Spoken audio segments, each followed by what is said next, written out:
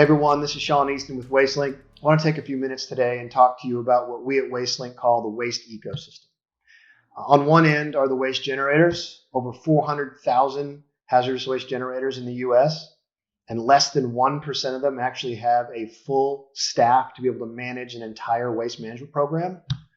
On the other end, you have disposal sites that are really focused on receiving and processing the material properly so that there's a responsible disposal method for what you're sending them.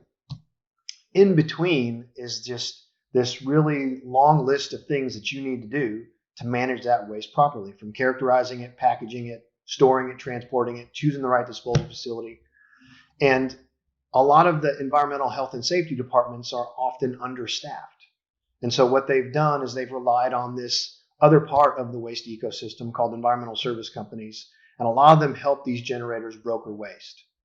Now, much like any ecosystem, there are some bad apples at play, and not all waste brokers and environmental service companies are created equal.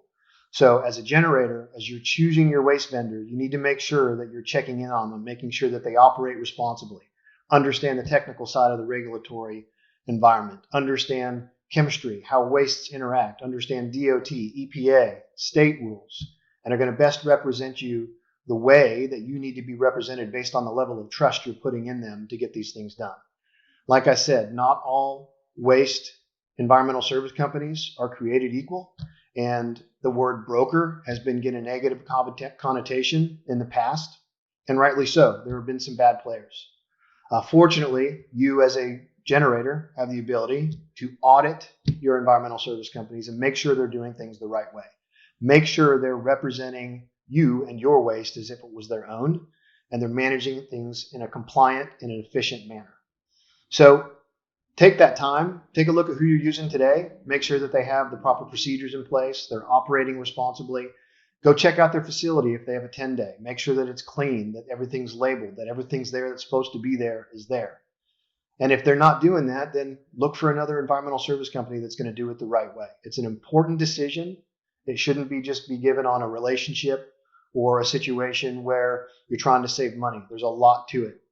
At WasteLink, we really try to focus on providing a workflow and operational tools within our software application, and we can confidently say that the clients that we have that are using the tool have strong regulatory considerations and backgrounds and compliance records, and they're working really hard to get those done with the software as an aid to help them make sure that they're representing you responsibly. So thanks for taking the time to listen. We appreciate everything that you're trying to do, and hopefully we can help in our way through the software application to help streamline a better decision for your waste vendor and find someone that's going to represent you in a way that you deserve to be represented and keep you in a good compliance history. Thanks, and have a good rest of the week.